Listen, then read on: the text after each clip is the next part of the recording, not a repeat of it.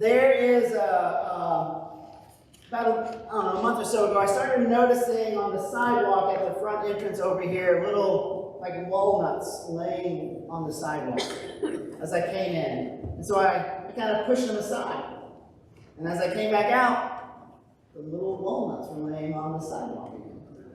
And that just kept happening, every day I'd come in, there'd be some walnuts, and I'd move them, and they'd move back. And finally, I discovered that there was a chipmunk who's made a little house under the sidewalk. And if you look closely, there's like a little space, and I don't know, it's a little, like the crack of a sidewalk. And I know, like chipmunks are like, I guess, I don't know, they have like rubber bones or something. But that little guy, he gets down in there. And I've not seen him, but I'm assuming he's opening the nuts somehow and taking it all down into his little den. And I really admire this little guy and his he's planning ahead. And I guess it's instinct or whatever. I don't think they go to like hamster school or whatever they call it, chipmunk school. Unlike Alvin and his friends, our chipmunk is not really vocal. So he's putting it away, and I really admire that because I am not like that at all. I am I don't really do anything in advance. I have to really try. It's not my nature to do so. And I get caught every year, just like I did this year. I'm always surprised by winter. Oh, that's right, it snows. And inevitably, like I do every year, after the first snow we had, that's when I clean out the garage. So I put my car away, and I put away the patio furniture. Because, if I was smart, I would have done it in advance, before the snow came, but I didn't. So on the first time it snows, I got to go clean off the car, and then I got to go clean the garage. And so I'm really bad at planning ahead about being prepared. Now, unless any of you worried about me and my retirement, my wife's in charge of all the money. I just get a small allowance, so she's like a chipmunk. She's literally squirreling stuff away. So I think we'll be okay. So I'm not going to be left destitute because of my bad choices and ways. But this idea of sort of preparedness is kind of what Jesus is talking about, and what the letter we read was talking about too, the epistle, about that now is the moment, right? Now is the opportunity for us to prepare ourselves. But I think somehow over the centuries we kind of lost track of exactly what Jesus was talking about. And it's hard for us to read this, I think, today and not think about the end times. And Jesus is kind of talking about that. But what he's really saying is, don't worry about that.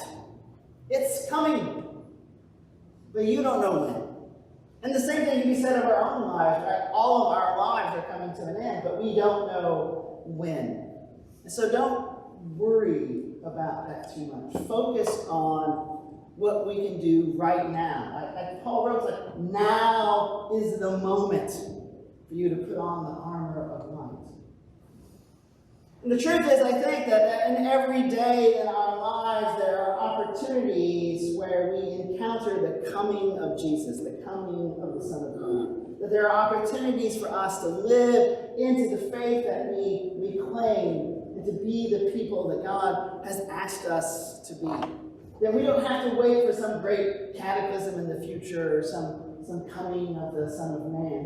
That right now, today, sometime later this afternoon or early tomorrow, you will have an opportunity to respond to the darkness of the world in love. Every day there are opportunities for us to encounter Jesus. In another passage, Jesus wrote that he was talking about, again, sort of the day of judgment. And he says there will be people surrounding him.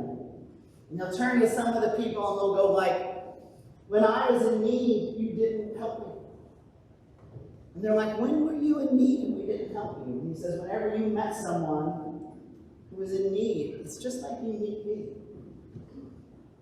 And that's true. I think that's so true, that our lives are opportunities to serve Christ through the least of these, which means anyone in need. It's not just the poor and the decrepit, but everybody has needs. All of us have some sort of way that we need one another. And it's our calling, our opportunity to respond in love when we meet those people. And it could be something very small, just a kind word or a gesture or a moment of patience when someone is driving you crazy. Especially when you're driving, that's when I really need to remember, because as far as I can tell, like, nobody can drive except me. I don't know, none of you passed driver's ed or something? I don't know. But I know the reality is I'm really not that probably great of a driver. So it's important for us to practice those moments of patience and generosity of spirit throughout our days, because so much of life would be so much easier if people could just have a little grace for one another.